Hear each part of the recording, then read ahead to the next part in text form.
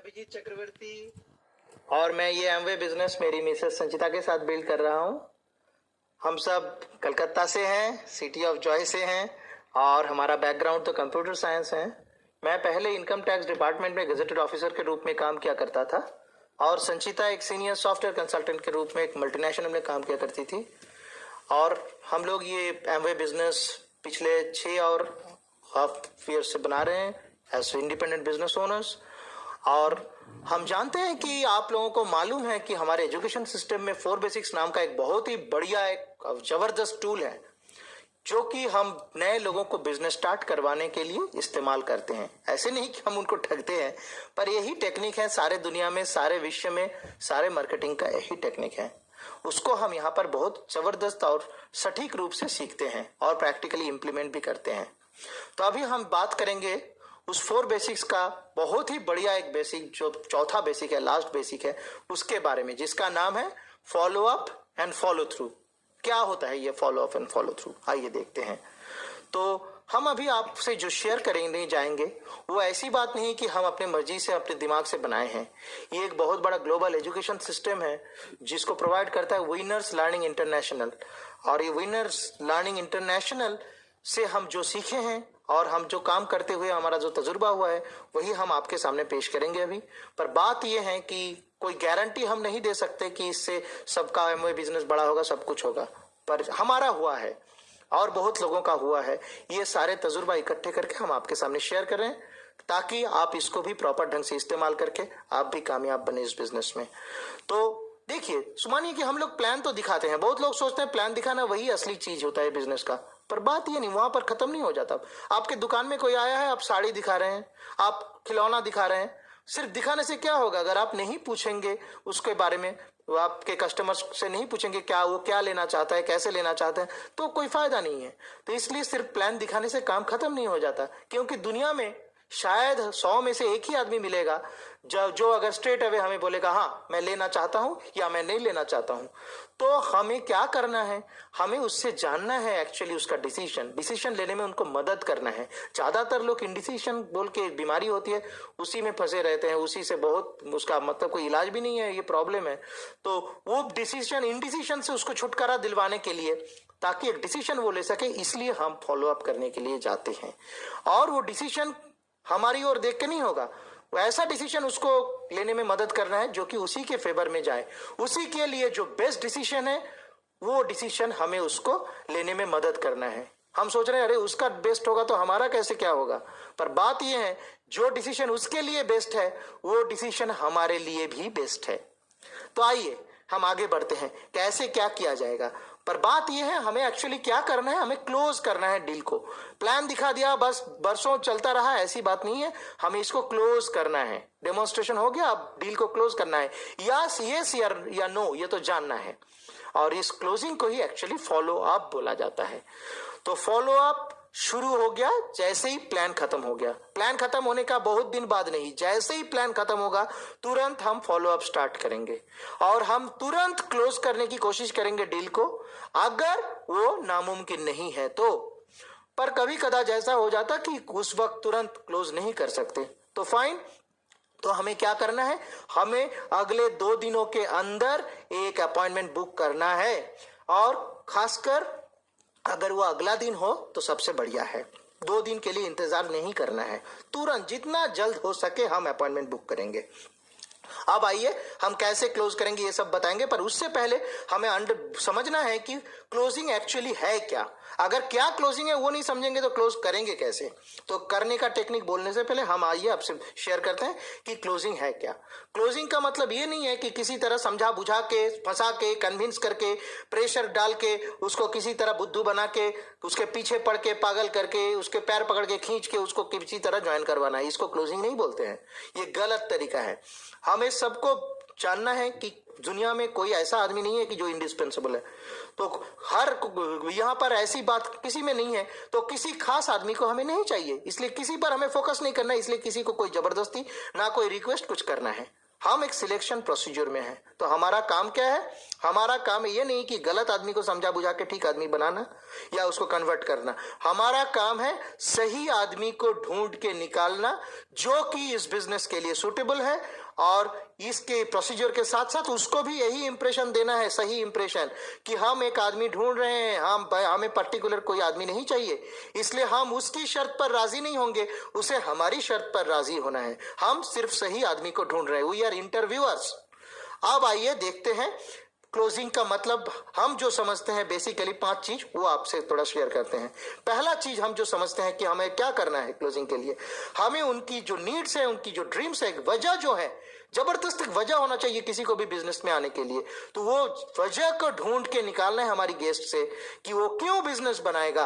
अगर कोई वजह नहीं है तो वो क्वालिफाई करता ही नहीं है बिजनेस के लिए। अगर वजह है तो उसको ढूंढ कर निकालना पहला काम है। दूसरा काम क्या है? उनके दिमाग में शायद कुछ प्रॉब्लम्स हो जो अभी उसे तुरंत स्टार्ट करने में अटक रहा है, तो उस क्या चीज है जो उसको अभी बिजनेस स्टार्ट करने से रोक रहा है, उसको हमें ढूंढ के निकालना है। वो भी हमारा दूसरा काम है।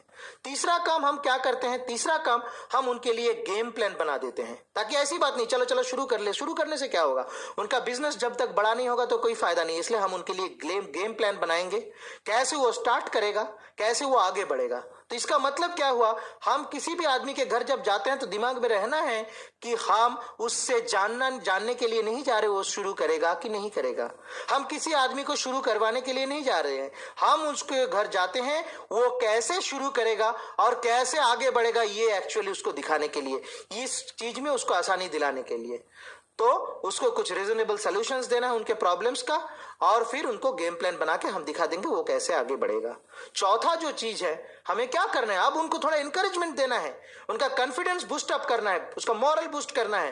क्योंकि अगर ये सारे चीज बूस्ट अप हो जाएगा तो वो शुरुआत के दिन से ही बहुत बढ़िया ढंग से बिजनेस कर पाएगा। क्योंकि ये बिजनेस में जो लोगों का डर होता है, थोड़ा नया, हर नया चीज में लोगों का डर होता है, तो वो डर को हमें भगाना है। उस डर को भगाने के लिए उसको इंकरेज करना है, कॉन्फिडेंस दिलवाना है। जितना उसका फेथ लेवल बढ़ेगा उतना उसका डर भागेगा। और लास्टली हम सीधी बात, ये बहुत लोग नहीं करते, बहुत लोग सारे चीज हो गया, पॉजिटिव है, सब कुछ है, घर चला आता है, उससे पूछता है। हम उससे पूछने के लिए नहीं गए, हम इंटरव्यू ले रहे हैं। तो इंटरव्यूअर क्या करते हैं? उसको डेट दे देते हैं कब आपको ज्वाइन करना है ऑफिस में। इस तरह से हम भी उसको सीधी बताएंगे कि आइए तो फिर ये साइन अप कीजिए। हम ऑलवेज हमारे पास एक वाउचर पैक रखते हैं जो हम उसको सीधे आगे बढ़ाते हैं, बोलते हैं साइन कीजिए यहाँ पर। और फिर पैसों के लिए भी बोलना चाहिए। बहुत लोग शर्माते हैं, पैसे के बारे में बोल नहीं सकते। हम सीधी बताते हैं यहाँ पर साइन अप कीजिए, और आप पैसे कैसे देना चाहते हैं, चेक में या कैश में या ड्राफ्ट में कैसे देना चाहते हैं, तुरंत, सब कुछ तुरंत। तो ये 5 चीज हमारे दिमाग में होना चाहिए ताकि हम सही ढंग से क्लोज कर पाए। अब आते हैं चलिए कुछ बेसिक टेक्निक्स जानेंगे क्लोजिंग के बारे में। पर एक चीज दिमाग में ठान लीजिए कि टेक्निक्स का मतलब ये नहीं कि हम लोगों को उल्लू बना रहे हैं। टेक्निक्स का मतलब ये है, ये टेक्निक्स क्यों चाहिए? ताकि लोगों के पास हम सही ढंग से सही चीज को पेश करें, सही चीज दिखा पाए। उसके लिए लोगों को लगे कि हाँ हम प्रोफेशनल हैं, हम सही आदमी के साथ ज्वाइन कर रहे हैं। नहीं तो ज्वाइन करेगा शायद दूसरे आदमी के साथ। इसलिए हम अपनी प्रोफेशनलिज्म दिखाने के लिए, अपना फेथ लेवल, अपना प्रॉपर वे ऑफ टेक्निक्स दिखाने के लिए हमें कुछ टेक्निक्स इस्तेमाल करना बहुत जरूरी है। तो उसमें क्या पहला टेक्निक है? आपको हंसी आएगा सुन के। पहला टेक्निक है कि हस्बैंड वाइफ दोनों को इन्वॉल्व करना है। ये बिजनेस में बहुत जरूरी है। अगर वो बैचलर या स्पिनस्टर नहीं है तो दोनों को इन्वॉल्व करने से फायदा ज्यादा होता है, वरना एक अगर उसको पीछे खींचेगा तो बहुत ही प्रॉब्लम क्रिएटेड हो सकता है। तो आइए हम दोनों को पहले इन्वॉल्व करते हैं। घर में घुसकर दोनों को साथ बिठाइए। हो सकता है एक भाग रहे हैं चाय बनाने के लिए, ऐसी बात नहीं है, सामने बिठाना है दोनों को। आंखों में आंख डालिए, ऐसी जगह पर बैठिए ताकि दोनों की आंख आप देख पाए, क्योंकि दोनों से बात करना ये बिजनेस का तरीका है। हम किसी पर्टिकुलर एक को इंपॉर्टेंस नहीं देते हैं, हम दोनों को ही समान रूप से इंपॉर्टेंस देते हैं। इसलिए दोनों की आंखों में देखकर दोनों से बातें करना बहुत ही जरूरी है। फिर आइए हम शुरू करते हैं। कैसे शुरू करते हैं? हम ऐसे कभी नहीं शुरू करेंगे कैसा सवाल कभी नहीं पूछेंगे कि जिसका आंसर येस या नो हो जाए। तो क्या होगा? इमीडिएटली इंटरव्यू स्टॉप हो जाएगा, या तो क्वालिफाई कर जाएगा नहीं तो डिस्क्वालिफाइड हो जाएगा। हम ये नहीं चाहते हैं, हमें उसको सही दिशा, सही ढंग से सब कुछ बोलना है। इसलिए हम क्लोज एंडेड क्वेश्चन से शुरू करते हैं। आप बोलेंगे क्लोज एंडेड क्वेश्चन है क्या? क्लोज्ड एंडेड क्वेश्चन का मतलब होता है मल्टीपल चॉइस क्वेश्चन, जहां पर हम उसके लिए 2-4 उत्तर चुन के देते हैं, जहां से उनको अपना एक पसंद माफिक उत्तर ढूंढना पड़ता है। तो इसका मतलब क्या रहा, हम उनको जो उत्तर दिए हैं उसी से वो उत्तर ढूंढेगा। इससे हम बात शुरू करते हैं, ये उसको ज्वाइन करवाने का कोई टेक्निक है नहीं। फिर हमें क्या करना है, हमें लगता है कि लोग प्लान सुने, सब कुछ समझ गए, पर बात यह है लोग सब कुछ समझते भी नहीं है, सब कुछ सही ढंग से सुनते भी नहीं है। जब प्लान दिखाया जा रहा था शायद उनका ध्यान इधर उधर भटक रहा था। तो क्या है, थोड़ा थोड़ा ग्लिम्पसेस देना है प्लान की, ताकि उसका रिफ्रेशमेंट हो जाए मेमोरी की, थोड़ा बहुत और कुछ थोड़ा बताएंगे तो अच्छा है। और फिर क्या करना है, अब उनसे उनका प्रॉब्लम्स भी जानना है, तो प्रॉब्लम्स जानेंगे और उनका रीजंस भी जानेंगे, तो क्या करेंगे, उसको लिखना है। ऐसी बात नहीं कि वो बोलते गया हम दिमाग में रख दिए, तो हम भी भूल जाएंगे और उसको भी लगेगा कि हमारी बातों पर ध्यान नहीं दे रहा। इसलिए वो जो जो अपना बिजनेस करने का रीजंस, अपना ड्रीम्स बताएंगे उसको भी लिखेंगे, और जो जो समस्याएं बताएंगे उसको भी हम लिखते रहेंगे। तो और जब लिखेंगे, हो सकता है वो कुछ भी बुरा भला बोले तो हम उसके साथ तर्क वितर्क पर नहीं जाएंगे और हम उसको कोई बाधाएं नहीं डालेंगे। जब वे सारे ऑब्जेक्शंस खत्म हो जाएंगे और बीच में सवाल पूछते रहेंगे, और कोई सर, और कुछ, और इसके अलावा और कुछ, तो जब सारे खत्म हो जाएंगे, सारे प्रॉब्लम, सारे ऑब्जेक्शन जब खत्म हो जाएंगे, तो हमें क्या करना है, उसको फेंसिंग करना है। इसलिए क्या बताना है, हम ऐसे बोलते हैं, हम बोलते हैं कि अगर ये सारे प्रॉब्लम्स ना रहता तो फिर आपका अभी तुरंत शुरू करने में और कोई प्रॉब्लम था। जब तक प्रॉब्लम रहेगा लिखते जाएंगे, जब प्रॉब्लम खत्म हो जाएगा, जब वो राजी हो जाएंगे कि और कोई प्रॉब्लम नहीं है अभी तुरंत शुरू करने में, तब हम वो सारे प्रॉब्लम्स का हैंडलिंग करेंगे फील फेल्ट फाउंड मेथड से। वो क्या होता है और क्यों होता है, फिल फेल्ट फाउंड मेथड का मतलब ये नहीं कि चलो बुद्धू बना दिया। फिल फेल्ट फाउंड मेथड इसलिए यूज किया जाता है ताकि उसको लगे कि हम उसकी चीज, सारी चीज जो जो बताएं उसको सही ढंग से सुने हैं। हमें फील भी करना है उसका प्रॉब्लम, हमें उनके जूते पहनकर उनके समस्याओं को जानना है, अपनी चश्मा से देखने से नहीं होगा। तो हमें क्या करना है, कैसे बोलना है कि हाँ बात सही है, और सचमुच फील भी करना है कि हाँ आप जो बोल रहे हैं उसको हम फील कर रहे हैं। फिर क्या बोल रहे हैं, हाँ हम जब आपकी जगह पर थे तो हमें भी ऐसा ही लगा था, we felt the same thing. फिर बट देन वी फाउंड, फिर हमें पता चला, बोल के अब हम थोड़े थोड़े रीजनिंग्स वगैरह देंगे ताकि ऑब्जेक्शन हैंडल हो जाए। पर बात यह है, ये ऑब्जेक्शन हैंडलिंग हमें ठीक तरह से सीखना है। ऐसी बात नहीं कि हम आंसरिंग मोड पर चले जाए, वो सवाल पूछते रहे हम आंसर देते रहे। ऑब्जेक्शन हैंडलिंग और आंसर देने का एक नहीं है, दोनों में बहुत ही अंतर है। पर अंतर क्या है, कैसे हम हैंडल करेंगे, इसकी जानकारी के लिए एक बहुत अच्छा टेप है। ये हमारा जो क्या ये स्टार्टर पैक जो है, ये स्टार्टर पैक का तीसरा टेप का बी साइड आप सुनिए, जहां पर आपको सारे चीज पता चलेगा। और स्टार्टर पैक है विनर्स लर्निंग इंटरनेशनल की, इसमें आपको सारा चीज पता चलेगा कि ऑब्जेक्शंस को हैंडल कैसे करें। अब हम प्रोसीड करने से पहले उनका एक्चुअल प्रॉब्लम्स ढूंढ के उसमें से जाने से पहले हमें क्या करना है, हमें एक्चुअली उनको वो जो मुंह से जो बताते हैं वो शायद उनका एक्चुअल प्रॉब्लम नहीं है, इसलिए उनका एक्चुअल प्रॉब्लम को जानना बहुत जरूरी है। वो क्या हो सकता है, 3 ही प्रॉब्लम हो सकता है। एक हो सकता है क्या ये बिजनेस काम करता है, मतलब बिजनेस का ऊपर उनको भरोसा चाहिए, बिजनेस सचमुच काम करता है, ये चीज वो जानना चाहता है। दूसरा सवाल उनका दिमाग में ये रहता है कि ये क्या मेरे लायक है ये बिजनेस, मैं कोई छोटा मोटा काम तो नहीं कर रहा, क्या मेरा जबरदस्त कोई रीजन है ये बिजनेस बनाने का, फालतू फालतू कुछ काम में तो फंस नहीं रहा हूं, इसको थोड़ा समझाना है।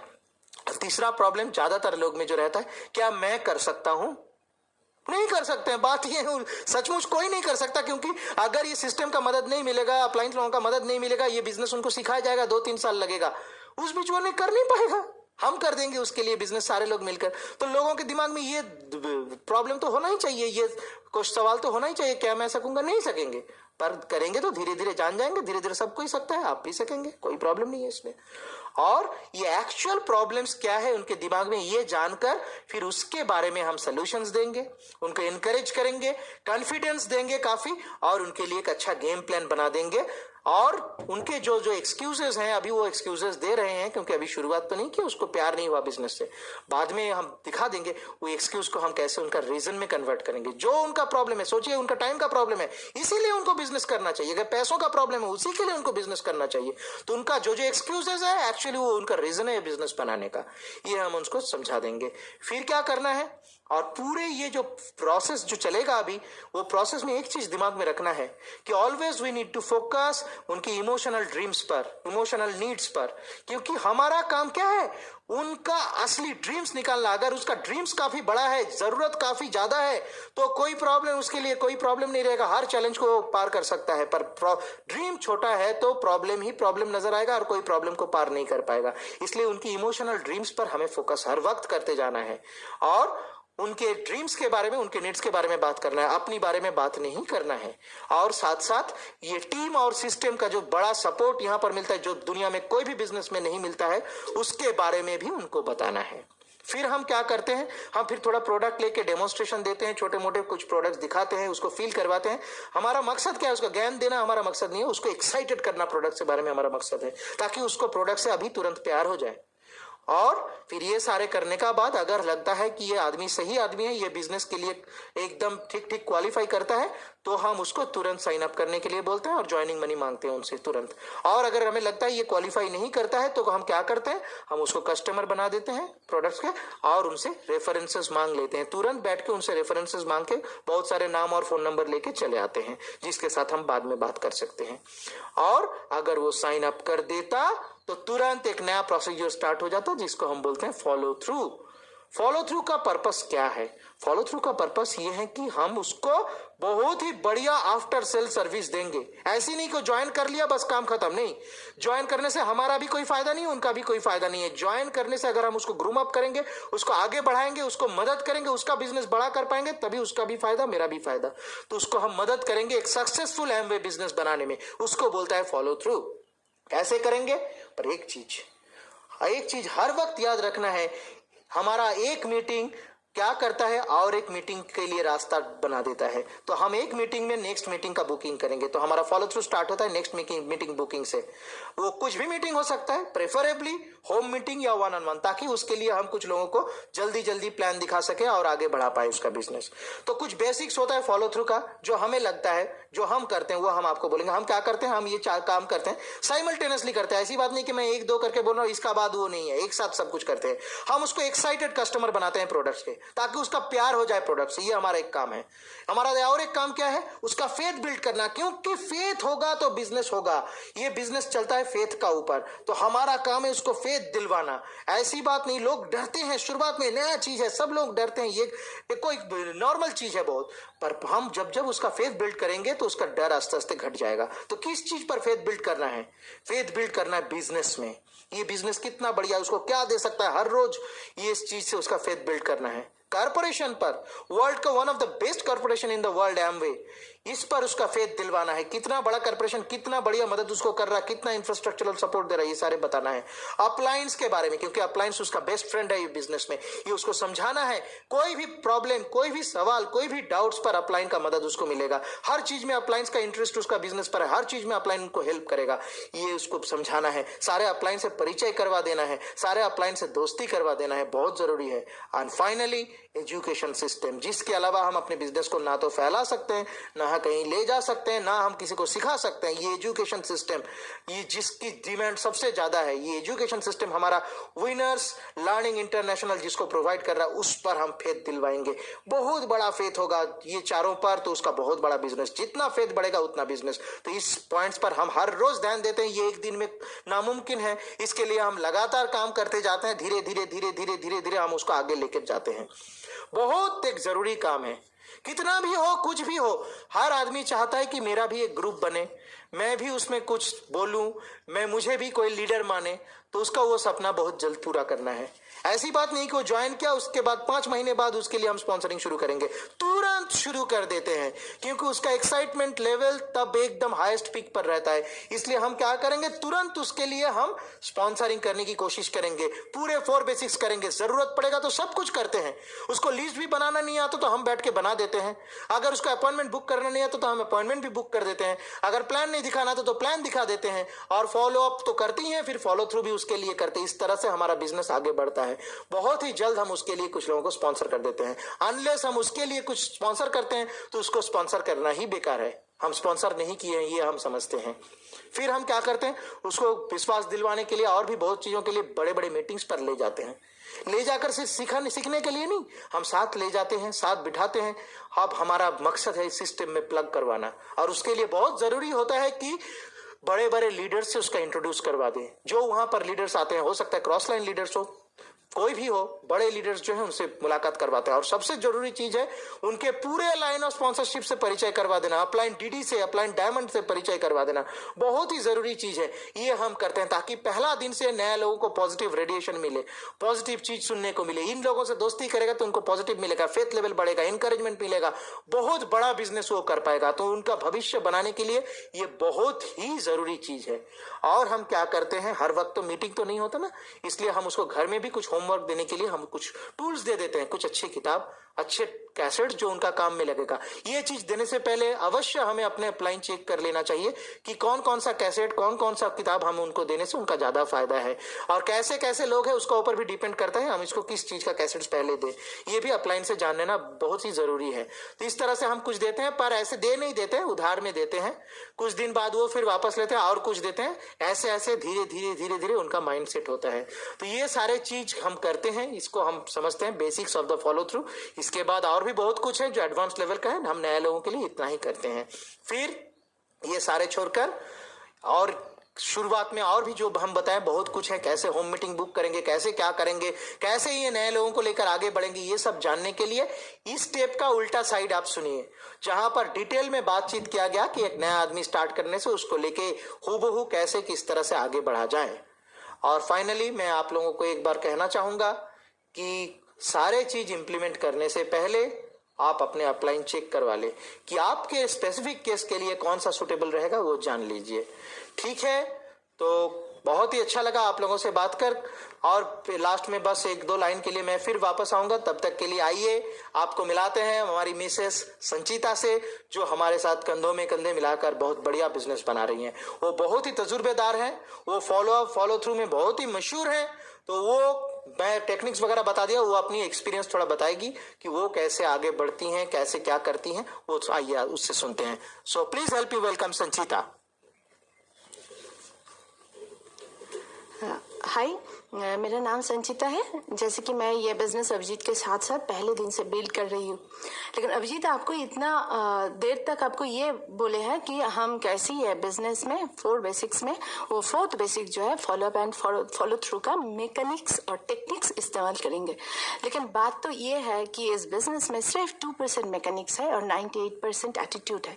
पूरा ये बिज़नेस का 4 बेसिक्स है, उसमें 2% के सिवा और सारे के सारे 98% इस बिजनेस में एटीट्यूड है। तो हमें ये बिजनेस के लिए एक एटीट्यूड डेवलप करना चाहिए। वो एटीट्यूड तो ये है कि ये 4 बेसिक्स का जो 4 स्टेप्स है अलग अलग से, वो कोई कभी भी आप डिस्क्रीट रूप में सुनकर और उसको इस्तेमाल करने नहीं सकते हैं। आपका सारे के सारे पूरा एक कंटिन्यूअस प्रोसेस जैसा ऐसा list building, invitation and qualify, then show the plan and then follow up and follow through, ये चारों दिशा में आपका मास्टर बनना पड़ेगा।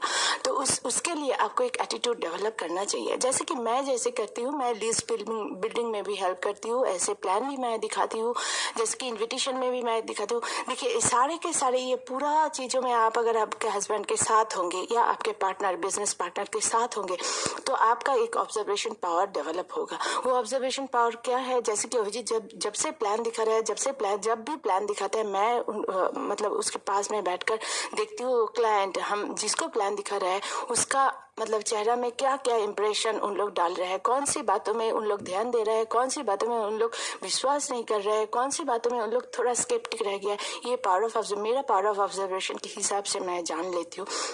फिर बाद में फॉलोअप के टाइम में मैं जब बात करती हूँ तब मैं एम्फेसिस उसमें देना चाहती हूँ कि कौन सा चीज़ में वो विश्वास नहीं किया है। I just try to impress them once again, I just try to make them understand once again.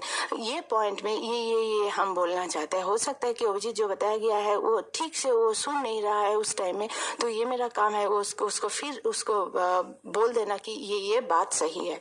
और ये एक टोटल प्रोसेस है और इसमें क्लोजिंग का टाइम में भी आपको बहुत ही मतलब ये होना चाहिए, आपको ख्याल रखना चाहिए कि लोग जैसे आपको लोगों को बोलना पड़ेगा कि आप ये बिजनेस स्टार्ट करना क्यों नहीं चाहते, आप ही स्टार्ट कीजिए, ये आपकी बात होगा। और फॉलो थ्रू में मैं और एक पॉइंट बोलना चाहती हूँ आप लोगों को। देखिए फॉलो थ्रू भी एक डिस्क्रीट प्रोसेस नहीं है। फॉलो थ्रू तो मेरे हिसाब से स्टार्ट होते हैं इन्विटेशन के हिसाब से। जब भी आप इन्विटेशन किसी को देंगे आपको ये ख्याल रखना पड़ेगा कि दूसरा जिसके पास आप इन्विटेशन दे रहे हैं वो भी ऐसे सुन रहा है कि उसको अगर वो ये बिजनेस बिजनेस में आएगा तो उसको भी यही काम करना पड़ेगा। तो अगर आप इन्विटेशन में कुछ नेगेटिव पास कर देंगे, कुछ आपका डर या आपका मन में कुछ डाउट उनके पास चला जाएगा, तो उसको लगेगा ये बिजनेस सही नहीं है क्योंकि इसमें ये सब चीज हो सकता है। इसीलिए वो बाद में इंटरेस्ट भी शो नहीं करेगा और आगे बढ़ेगा भी नहीं इस बिजनेस। इसीलिए हमें फॉलो थ्रू का मतलब हम सारे के सारे ये बिजनेस जिंदगी में टोटल एकदम ऑनेस्ट और एकदम सही होना चाहिए। हमें जितना विश्वास है इस बिजनेस में उसको बढ़ाना चाहिए, जितने विश्वास है वही हम कम्युनिकेट करना चाहिए दूसरे लोगों को, ताकि लोग उसको रिस्पेक्ट कर सके, ताकि उसके हिसाब से लोगों को लगे ये बिजनेस सही है और उसी के कारण वो ये बिजनेस में ज्वाइन करना चाहेंगे। तो इसीलिए फॉलो थ्रू भी एक एटीट्यूड है, फॉलो अप भी एक एटीट्यूड है, वो हमें कवर करना है। थैंक यू, आपसे बात करके बहुत अच्छा लगा। हम कभी ना कभी आपसे मिलेंगे। आइए हम फिर बुला लेते हैं अभिजीत को, क्योंकि वो ये बिजनेस बहुत ही अच्छा तरीका से लास्ट 6.5 साल से बना रहे हैं। हाँ, मैं फिर वापस आया, पर और कुछ बोलने के लिए नहीं, बस मैं इतना बोलना चाहता हूँ कि हम अपने सारे एक्सपीरियंस आपसे शेयर किए हैं। हम जो जो सिस्टम से सीखे हैं वो शेयर किए हैं। हम ये सीख कर ये 6.5 साल से इम्प्लीमेंट करके यहाँ तक आ गए हैं। हम थोड़ा बहुत सक्सेसफुल हैं बिजनेस में। तो अगर आप भी करेंगे शायद आप भी हो पाएंगे, पर जब करेंगे ऑनेस्टी के साथ, पूरे विश्वास के साथ ये कीजिए। अपने अपलाइन से पूछकर हर चीज कीजिए। बढ़िया ढंग से सिस्टम का साथ रहकर, पूरे टीम के साथ रहकर, अपने छोटे छोटे स्वार्थ छोड़कर बड़ा बिजनेस बनाइए। और हमारा मकसद ये रहेगा कि कैसे हम लोगों को अमीर बना पाए, कैसे लोगों की भला कर पाए। हम अगर बहुत सारे लोगों की भला करेंगे तो ऊपर वाले हमारी भी भला करेंगे। ये सोचकर हम बिजनेस बनाएंगे। तो हम बस इतने सारे शेयर किए ताकि आप आगे बढ़ें। अगर ये कैसेट सुनकर, ये सारे स्टार्टर पैक सुनकर अगर आपका अच्छा कुछ हुआ तो हमें बहुत ही खुशी होगी। तो आपसे मिलेंगे हम डायमंड क्लब में। Okay, thank you, God bless you, see you, bye bye. मेरा नाम संचिता है। मैं पेशे से कंप्यूटर कंसल्टेंट के रूप में काम किया करती थी।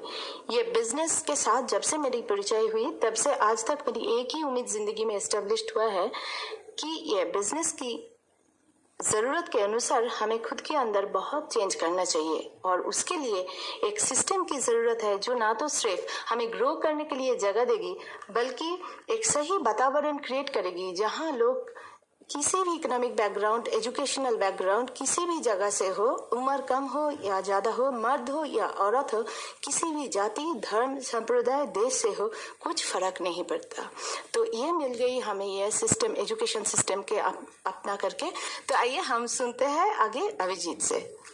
मेरा नाम अभिजीत चक्रवर्ती है और मैं सिटी ऑफ जॉय कलकत्ता से हूँ। मेरा ऐसा बैकग्राउंड तो कंप्यूटर साइंस है। मैं MCA भी हूँ और मैं इनकम टैक्स डिपार्टमेंट में गेजेटेड ऑफिसर के रूप में काम किया करता था।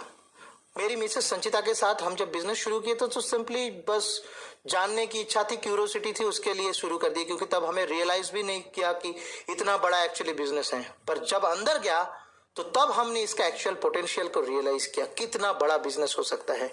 फिर हम एक्चुअली बिजनेस बनाना शुरू किए और हम थोड़ा धीरे धीरे अभी तो अचीव करना शुरू ही कर दिए। बहुत ही बढ़िया लाइफस्टाइल, हमारी फाइनेंशियल ग्रोथ, बहुत अच्छा इनकम, वर्ल्ड वाइड रिकॉग्निशन, प्यार, मोहब्बत और बहुत सारे रिस्पेक्ट पूरा ऑल ओवर द वर्ल्ड हमें मिलना शुरू हो गया।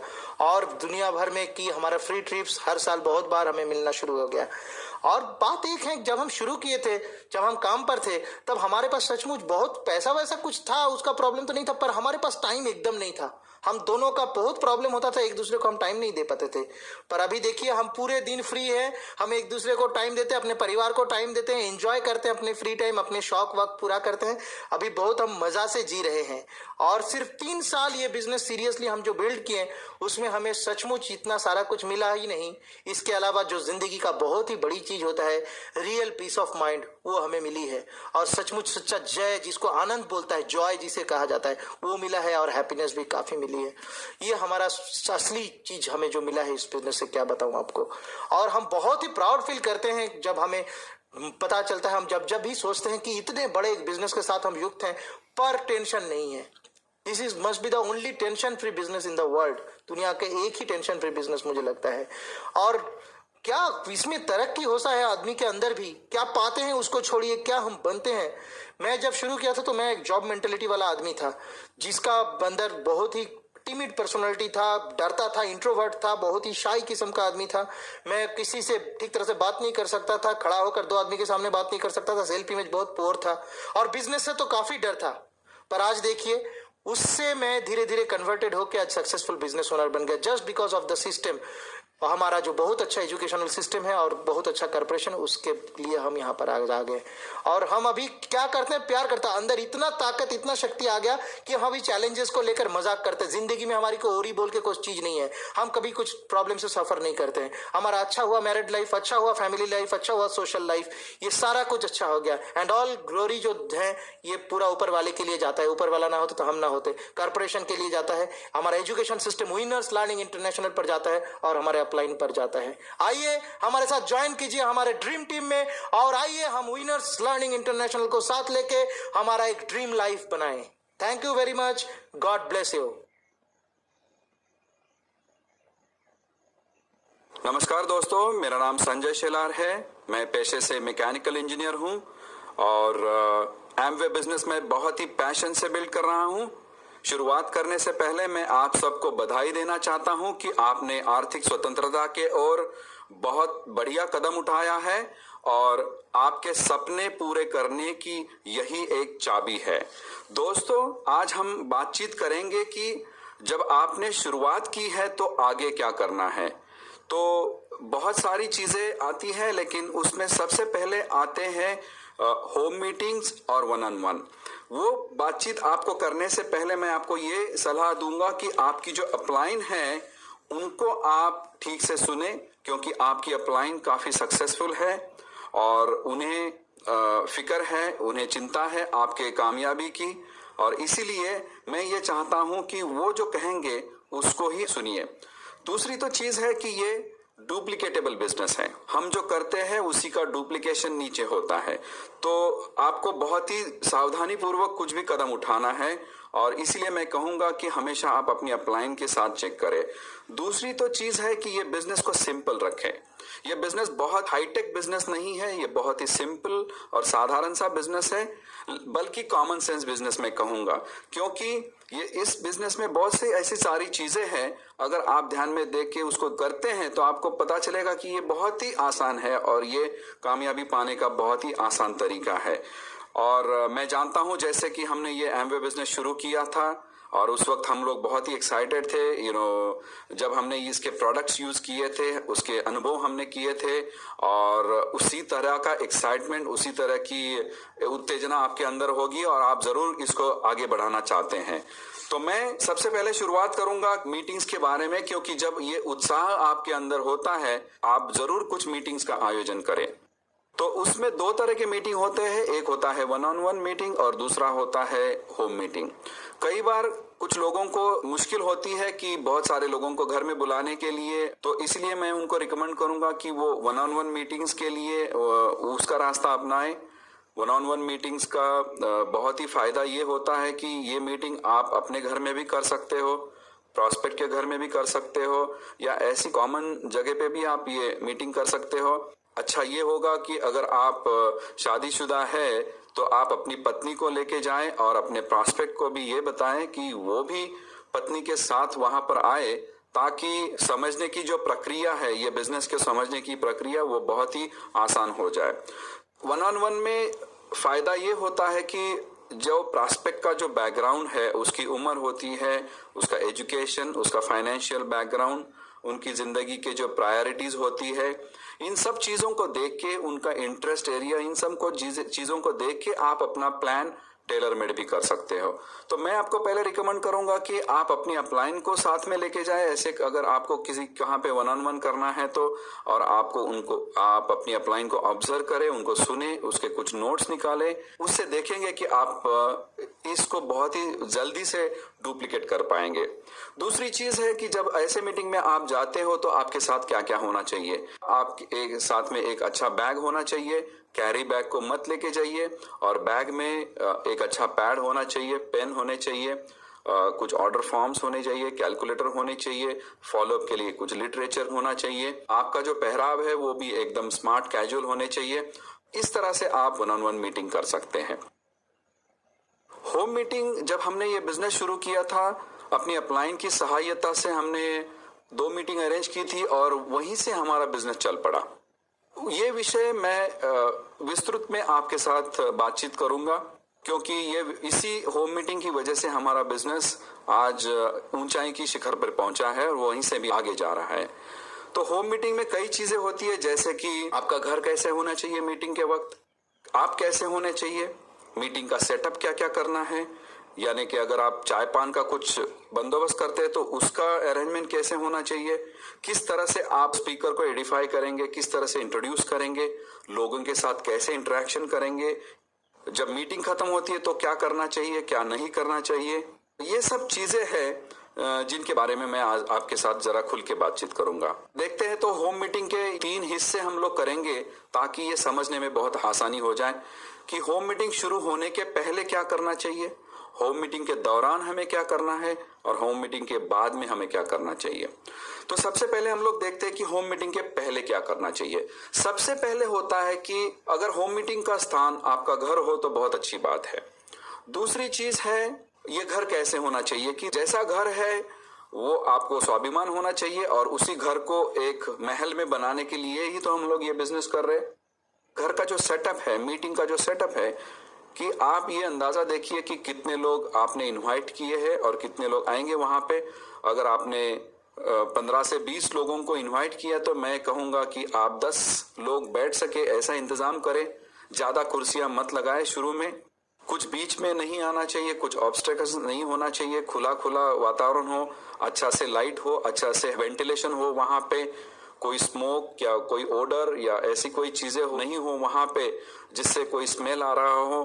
और मैं आपको रिकमेंड करूंगा कि ये मीटिंग को जब आप इनविटेशन देंगे तो आप अपनी अपलाइन की पूरी सहायता ले लें। वहां पे आप उनसे कुछ स्क्रिप्ट सीख सकते हैं या आप अपने कुछ स्क्रिप्ट बना सकते हैं या उनको साथ में लेके लोगों को इनवाइट कर सकते हैं। जब आप लोगों को इनवाइट करेंगे, अगर मीटिंग का समय हमने 7 बजे का तय किया है, हमें अनुभव से ये पता है कि लोग 7 बजे नहीं आते, थोड़ा सा पहले चले आते हैं, कुछ लोग थोड़ा सा लेट आते हैं। तो हमें ये देखना है कि जो लोग पहले आते हैं उनके साथ कैसे हमें डील करना है, क्या बातचीत करनी है। बहुत बार ऐसा होता है कि मीटिंग का समय अगर 7 बजे है तो कुछ लोग जल्दी भी चले आते हैं और कुछ लोग बाद में भी उन्हें देर हो जाती है। मीटिंग के स्थान पर पहुंचते हैं तो उसके पहले ही बहुत सारे लोगों के हाथों में हम प्रोडक्ट देखते हैं, कुछ लिटरेचर देखते हैं, कुछ मैगजीन्स देखते हैं, या बहुत बार ऐसा भी होता है कि कोई टेलीविजन पे या सीडी दिखाया जा रहा है। तो इन सब बातों का ध्यान रखें। तो आपको क्या करना है, जब ऐसे कुछ लोग पहले आते हैं जबकि स्पीकर वहां पे नहीं पहुंचे हैं, तो आप सबसे पहले ऐसे प्रॉस्पेक्ट को ग्रीट कीजिए, अच्छी तरह से उनको बिठा दीजिए, उनको पानी वगैरह दीजिए। और सबसे अच्छी इंपॉर्टेंट चीज ये होगी कि उनको ज्यादा जानने की कोशिश कीजिए या उनके बारे में बातचीत कीजिए। ऐसे प्रॉस्पेक्ट अगर आपको पूछना चाहे या तो क्या होने वाला है, किसकी मीटिंग है, कैसी मीटिंग है, तो आप तो जरूर बता सकते हैं, लेकिन जो आने वाले स्पीकर है, जो अपलाइन है आपके, उनके बारे में जरा विस्तृत से उनको बताएं, उनको एडिफाई ज्यादा करें। तो इस तरह से आप उनको डील कर सकते हैं। दूसरी चीज है जो ऑब्स्ट्रक्शंस हो सकते हैं उसको पहले ही आप ध्यान में रखें, जैसे कि टेलीफोन हो सकता है, टेलीफोन की घंटी बीच में ही बज सकती है, या म्यूजिक सिस्टम ऑन है, या टीवी ऑन है, ये सब कुछ है। तो इन सब सारी चीजों को आप पहले से ही बंद कर दें। अगर किसी के घर में कुत्ते या बिल्ली है ना, या कुछ पेट्स वगैरह है, तो उनको आप अलग कमरे में बंद कर सकते हैं। बच्चे हैं तो उनके लिए कुछ अलग व्यवस्था होनी चाहिए। और इस तरह से आप ये जो डिस्टरबेंस हो सकते हैं उसका ध्यान रखें। किचन उस वक्त बंद होना चाहिए ताकि वहां से कुछ स्मेल ना आ जाए, और लोगों का ध्यान मीटिंग के ऊपर नहीं है लेकिन खाने के ऊपर है, ऐसा नहीं होना चाहिए। तो इस तरह से हम तैयारी करेंगे, और जब स्पीकर आएंगे तो मेक श्योर कि आप स्पीकर को जाके ग्रीट कर रहे हैं, उनको वेलकम कर रहे हैं, और उनके हाथ में अगर बैग है एज अ कटसी आप उस बैग को उठा रहे, या बोर्ड है तो वो भी आप उठा रहे, और उस तरह से आप उनको लाएंगे मीटिंग रूम में या आपके घर में, और सबके साथ इंट्रोड्यूस करवाएंगे और मीटिंग की शुरुआत होगी। ज्यादा देर वेट ना करें। ऐसे बहुत बार होता है कि कुछ लोग आने वाले हैं, कुछ लोग निकल रहे हैं, उनके लिए वेट करना है। तो एक टाइम ये होना चाहिए कि अगर आपने 7 बजे मीटिंग का समय बुक किया तो मैं चाहता हूं कि आप 7:15 बजे किसी भी हालत में मीटिंग को शुरुआत करनी चाहिए। उससे ज्यादा वेट नहीं होना चाहिए। बहुत सारे लोग पहले ही आ चुके होते हैं, स्पीकर को भी वेट करना पड़ता है। तो इस तरह से मीटिंग शुरू होनी चाहिए। जब आप इंट्रोड्यूस करेंगे आप ऐसे इंट्रोड्यूस करेंगे कि आपके वो बहुत क्लोज है, आपको उनके ऊपर बहुत ही विश्वास है। अगर मैं इंट्रोड्यूस कर रहा हूँ मेरी अपलाइन को, तो आप बता सकते हैं कि ये हमारे फैमिली फ्रेंड है और ये काफी सक्सेसफुल बिजनेसमैन है और हमें ये बिजनेस के बारे में जानकारी देने के लिए आज यहाँ पे आए हैं। और इस तरह से उनको वेलकम करके, ग्रीट करके आपको भी उस मीटिंग में जाके बैठना है। बहुत बार हमने देखा है कि जो होस्ट होता है होम मीटिंग का, जो डिस्ट्रीब्यूटर होता है जिसके घर में हमने ये मीटिंग का आयोजन किया है, वो इतना ध्यान नहीं देते हैं उस मीटिंग के ऊपर। ऐसे लगता है कि हमें ये सब कुछ मालूम है, या वो ज्यादा बिजी होते हैं जो लोग नहीं आए हैं उनको बुलाने में, उनका फोन कॉलिंग वहां पे चालू रहता है। तो इन चीजों का ध्यान रखें कि आप स्पीकर को रिस्पेक्ट दे रहे हैं, आप उनको सुन रहे हैं, आप नोटपैड लेके, पेन लेके वहां पे नोट्स निकाल रहे हैं। दूसरी एक चीज मैं रिकमेंड करूंगा कि जब मीटिंग शुरू होने से पहले आप लूज पेपर आपके साथ रखें और सबको एक एक या दो दो अगर जिसको जरूरत है उनको बांट दे। उनको ये बताएं कि ये जो सक्सेसफुल शख्स है वो जो बातचीत करेंगे वो बहुत ही इंपॉर्टेंट है और वो अगर आप चाहते हैं तो आप इसके ऊपर नोट्स ले सकते हैं। इससे साबित होता है कि आप उनको बहुत इंपॉर्टेंस दे रहे हैं। तो इस तरह से मीटिंग शुरू हो जाएगी। मीटिंग में डिस्टर्बेंस नहीं होना चाहिए। End of the meeting product demo का होना बहुत जरूरी है, क्योंकि product works as a magic हमने देखा है। कम से कम 2-3 डेमोस्ट्रेशन आप वहां पे रखने चाहिए। उसकी पूरी तैयारी बराबर होनी चाहिए। एक टीपॉय के ऊपर या एक टेबल के ऊपर पूरा इंतजाम, वो सेटअप होना चाहिए वहां पे। और मैं हाईली रिकमेंड करूंगा कि कुछ प्रोडक्ट आप ऐसे रखें कि जो आप उनको फील करने के लिए, जो प्रॉस्पेक्ट वहां पे मीटिंग में आए हैं उनको फील करने के लिए दे दे, ताकि उनको वो फील करने से वो प्रोडक्ट के ऊपर का जो विश्वास है वो बढ़ जाता है। मीटिंग 45 मिनट्स टू 1 आवर में खत्म होनी चाहिए। एक चीज का और ध्यान में रखना है कि जब ये मीटिंग चल रही है तो आप बीच में ज्यादा नहीं बोल रहे हैं। हमने बहुत बार देखा है कि जो डिस्ट्रीब्यूटर नया नया बन चुका है वो बहुत उत्तेजित रहता है, बहुत एक्साइटेड रहता है और वही स्पीकर को बीच में रोक के अपना खुद बोलने की कोशिश करता है। ये बिजनेस तो बहुत ही डुप्लीकेटेबल और इजी बिजनेस है। हम जानते हैं कि जो हम बता रहे हैं, जो आपका स्पीकर मीटिंग ले रहा है, आपके लिए प्लान कर रहा है, वही प्लान आप करने वाले आने वाले फ्यूचर में। लेकिन हमें अगर उससे ज्यादा फायदा होना चाहिए तो हमें उनकी बात बीच में काटनी नहीं चाहिए, बल्कि हमें भी उनको सुनना चाहिए। तो इस तरह से मीटिंग खत्म हो जाएगी। मीटिंग खत्म होने के बाद आपको ये करना है कि अगर कुछ चाय या कुछ कोल्ड ड्रिंक्स आपको देने हैं या कुछ बिस्किट्स, कुकीज वगैरह देनी है, तो वो मीटिंग खत्म होने के बाद वो आपकी पत्नी वहां पर लेके आएगी। मेक श्योर कि ये सारी चीजें जब मीटिंग चल रही है तब डिस्ट्रीब्यूट ना हो रही हो, उससे मीटिंग को डिस्टर्बेंस हो सकता है। दूसरी चीज, जब ये चाय पान हो रहा है तो उस वक्त आप मौके का फायदा उठा के आप अपनी अपलाइन का इंट्रोडक्शन सारे प्रॉस्पेक्ट के साथ कर रहे हो। उसका बहुत ही मैजिक होता है, हमने देखा है। तो ये जब इंट्रोडक्शन चल रहा हो तो आपको इस बात का ध्यान रखना जरूरी है कि आप अपनी अपलाइन के बारे में ज्यादा बातचीत कर रहे हैं, यानी कि उनको सही एडिफिकेशन कर रहे हो, ना कि वो प्रॉस्पेक्ट को जिनको आपने बुलाया है। तो इन चीजों का हमें ध्यान रखना है। और उसके बाद में जब मीटिंग खत्म हो जाती है, आपको स्पीकर का, जो आपकी अपलाइन वहां पे आई है, उनका आभार मानना बहुत जरूरी है। बाकी लोगों ने जो समय वो मीटिंग के लिए दिया, वहां पर उनको जरूर उसके लिए धन्यवाद दीजिए। कीमती समय निकालकर ये मीटिंग अटेंड की और इसका आपका जरूर फायदा हुआ होगा। और जो स्पीकर आपके लिए आए थे उनको जरूर आप थैंक यू बोलिए। लोगों का इंट्रोडक्शन हो जाएगा। लिटरेचर पैक देने के लिए मत भूलिए। ये ध्यान में रखना बहुत जरूरी है कि जब लोग वापस जाएंगे मीटिंग देखकर, तब उनके हाथ में कुछ न कुछ लिटरेचर पैक होना चाहिए। और ये पैक कैसे होने चाहिए, आपको पहले ही आपके अपलाइन के साथ डिस्कस करके वो बनाने हैं और वो पैक रेडी आपके पास होने चाहिए। इस बात का जरूर ध्यान रखें कि घर में कहीं पर भी निगेटिव प्रोडक्ट्स डिस्प्ले नहीं हो रहे हो। जैसे कि आपने एमवे बिजनेस शुरू किया है, एमवे के प्रोडक्ट्स यूज करने का जो प्राइड होता है, जो बिजनेस का जो प्राइड होता है, वो आपके अंदर जरूर हो। जैसे कि अगर कोई आदमी मर्सिडीज यूज कर रहा है तो उसको वो प्राइड होता है कि ये मर्सिडीज गाड़ी यूज करता है। तो उसी तरह एमवे के प्रोडक्ट बहुत ही हाई क्वालिटी के प्रोडक्ट्स है, इंटरनेशनल स्टैंडर्ड्स के प्रोडक्ट्स है और इनको हम घर में यूज करते हैं। इसका प्राइड हमें होना चाहिए। मैंने देखा है कि निगेटिव प्रोडक्ट्स अगर घर में है तो उसका बहुत ही निगेटिव इफेक्ट प्रॉस्पेक्ट के ऊपर चला जाता है और लोग ये मानते हैं कि आप अपने बिजनेस में या प्रोडक्ट में विश्वास नहीं रखते हो। तो उस चीज का हमें ध्यान रखना चाहिए। दोस्तों, मीटिंग के वक्त हमारा जो ड्रेस कोड, जो पहराव होना चाहिए, उसके ऊपर खास ध्यान रखें, क्योंकि हमने देखा है कि जब घर में ही मीटिंग होती है तो हम लोग उसके ऊपर ज़्यादा ध्यान नहीं देते। हम अपने नाइट ड्रेस में या नाइट गाउन्स में घूमते रहते हैं या शॉर्ट्स में है। ये अच्छा नहीं लगता है। तो हमें ये करना चाहिए कि जब हमारे घर लोग आ रहे हैं, हमें अच्छे स्मार्ट कैजुअल पहनने हैं, शर्ट और पैंट पहननी है। और लेडीज को भी ये चीजें ध्यान में रखनी है कि बहुत से लेडीज को दिन भर वो काम में रहती है, उनका नाइट गाउन्स या इसमें वो होती है, तो उन्हें देखना है कि थोड़ा सा ज्यादा हम इस तरफ ध्यान दे दें और अच्छे तरह ड्रेसअप हो जाए। अच्छे तरह का ड्रेसअप का मतलब ये भी नहीं कि हमें टाई वगैरह या सूट बूट लगा के घर में बैठना है, या लेडीज को एकदम शादी का जोड़ा ऐसे कुछ पहनना है। स्मार्ट कैजुअल, सोबर कपड़े होने चाहिए। और इससे हमने देखा है कि ये एक मुद्दा होता है कि जहां पर हमेशा गलतियां होती है लोगों की कि आपका ड्रेस कोड कैसे होना चाहिए, क्योंकि हम लोग बहुत ही कैजुअली लेते हैं वो मीटिंग को। तो जितना हम इम्पोर्टेंस मीटिंग को देंगे, जितना हम इम्पोर्टेंस अपनी अपलाइन को देंगे, जितना हम अपनी घर को ठीक ठाक से सजा के रखेंगे, जितना हम प्लानिंग करेंगे, उतना हमारा रिजल्ट अच्छा होगा, उतनी हमारी मीटिंग अच्छी बनेगी। जितना सोचेंगे आप, तो ये बिजनेस कॉमन सेंस का बिजनेस है, लेकिन common sense is not so common.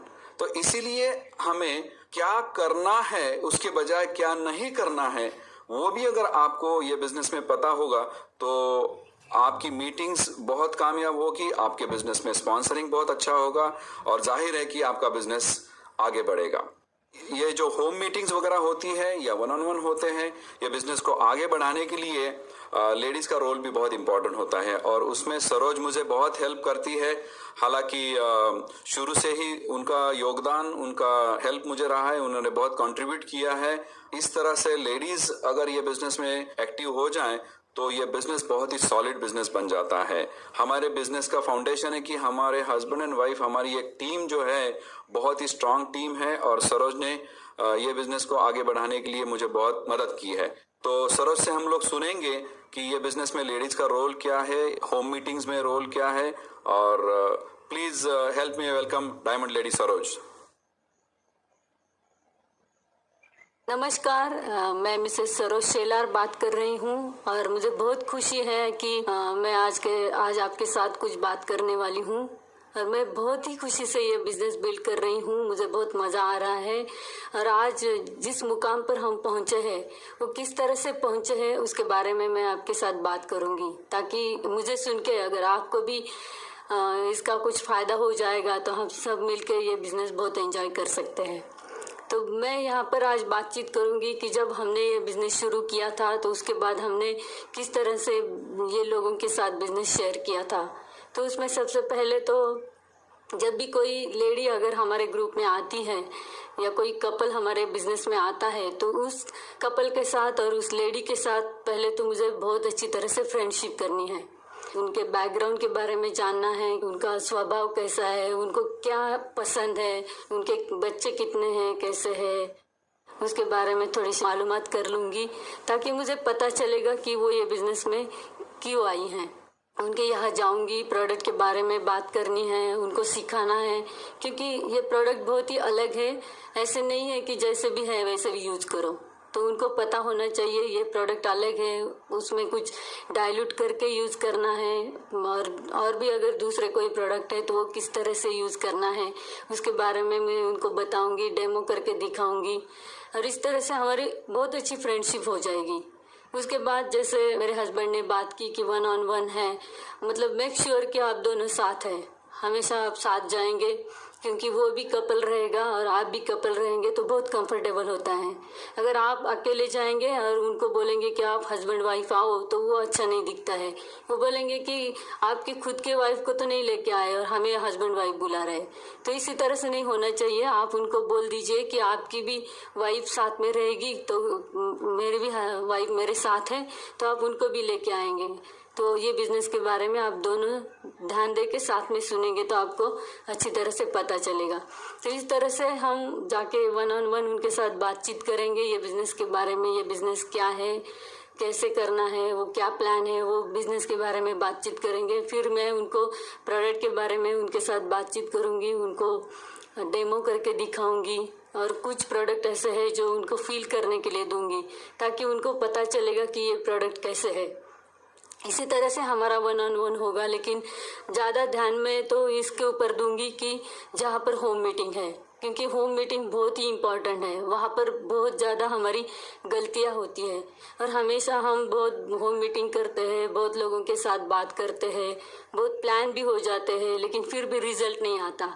तो इसलिए हम बहुत बड़े बड़े चीज़ों के ऊपर ध्यान देते हैं, लेकिन बहुत बार ऐसा होता है कि छोटी छोटी चीज़ों की गलती की वजह से हमें रिजल्ट नहीं मिलते। तो इसीलिए हमें ठीक से जानना है कि हमारी कोई गलती ना हो जाए।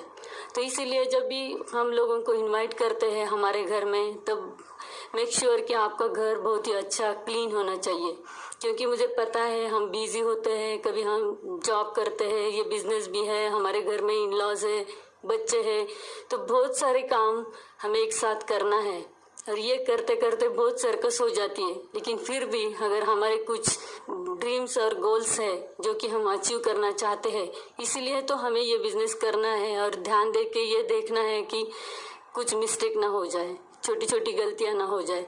और इसीलिए हमने ये होम मीटिंग के टाइम जो भी लोगों को बुलाया है, उस टाइम हमारा घर एकदम क्लीन होना चाहिए, क्योंकि हम हमेशा प्रोडक्ट के बारे में बात करते हैं। हमारे क्लीनिंग प्रोडक्ट है, होम केयर प्रोडक्ट है, ताकि हमारा घर बहुत ही अच्छा और क्लीन होना चाहिए। तो इसी तरह से हम जो बात करते हैं वो उनको दिखना चाहिए। जब वो लोग आएंगे तो हमारा घर अच्छा होना चाहिए, इधर उधर कुछ चीज़ें पड़ी नहीं है, वो बराबर अपनी अपनी जगह पर रखी हुई है, इस तरह से रखनी है। और किचन भी हमारा बहुत ही अच्छा होना चाहिए, बहुत इधर उधर चिकनाई है, इसके बारे में हमें ध्यान देना है, क्योंकि बहुत ही क्लीनिंग प्रोडक्ट हमारे पास है, ये भूलना नहीं है हमें। तो इस तरह से हमारा घर क्लीन होना चाहिए। हमेशा हमें एक्साइटेड होना चाहिए, खुश होना चाहिए कि कुछ लोग हमारे फ्रेंड हमारे घर आ रहे हैं, ताकि हम खुश होने चाहिए। ऐसा होना चाहिए कि मतलब मैं खुश हूँ, हमेशा लोग मेरे घर आ रहे हैं। ऐसा नहीं कि मैं अभी बहुत काम हो रहा है मुझे, तो मतलब ये काम करना है, वो काम करना है, तो बहुत चिड़चिड़ हमारे चेहरे पे नज़र आ रही है। ऐसा नहीं होना चाहिए। जब हमारे घर में कोई लोग आते हैं और बच्चों ने कुछ किया तो उसके ऊपर गुस्सा किया, हस्बैंड ने कुछ बोला उसके ऊपर गुस्सा किया, ऐसा नहीं। तो मेरा पूरा घर बिल्कुल एकदम आनंदमय होना चाहिए। सब एक दूसरे के साथ ठीक से बात कर रहे हैं, कुछ ऊंचा आवाज़ से गुस्से से बात नहीं कर रहे, उसके ऊपर भी ध्यान रखना है। क्योंकि हम ये भी बोलते हैं कि ये बिजनेस हस्बैंड वाइफ बिजनेस है, एक दूसरे को रिस्पेक्ट करना है। तो ये भी लोगों को पता होना चाहिए कि आप हस्बैंड वाइफ कितने अच्छे बात कर रहे हैं और गुस्सा नहीं कर रहे हैं, ये भी थोड़ा सा देखना है। अगर कोई त्यौहार होता है ना हमारे घर में, और कोई अगर पूजा होती है हमारे घर में, तो लोग आते हैं तो हम कैसे खुश होते हैं, उस तरह से हम खुश होने चाहिए। हमारे घर का बाहर भी कुछ अच्छा रंगोली विंगोली होना चाहिए। जब लोग आएंगे तो हम ठीक तरह से वेलकम कर रहे हैं, इसका भी हमें थोड़ा ख्याल रखना है। अगर ये सब चीज़ करेंगे हम, तो जो घर में हमारे लोग आ रहे हैं उनको भी अच्छा लगेगा कि कुछ अच्छी काम के लिए हमें बुलाया है, बहुत अच्छे ट्रीट कर रहे हैं, इसका भी उनको अच्छा लगेगा। मीटिंग शुरू होने से पहले अगर आपको उनको कुछ पानी वानी देना है तो वो देना है। कुछ लोग देर से आएंगे तो बीच में अभी कोई आया तो बीच में उठ के उनको पानी देने के लिए जाना, ऐसा नहीं करना है। तो थोड़ा सा कोने में एक टेबल पे पानी का अरेंजमेंट करके रखो, 5-6 गिलास वहाँ पर रखो, ताकि बीच में अगर किसी को पानी पीना है तो वो जाके चुपचाप से वहाँ से पानी लेके पी सकते हैं। तो इस तरह से पहले से अरेंजमेंट करके रखो।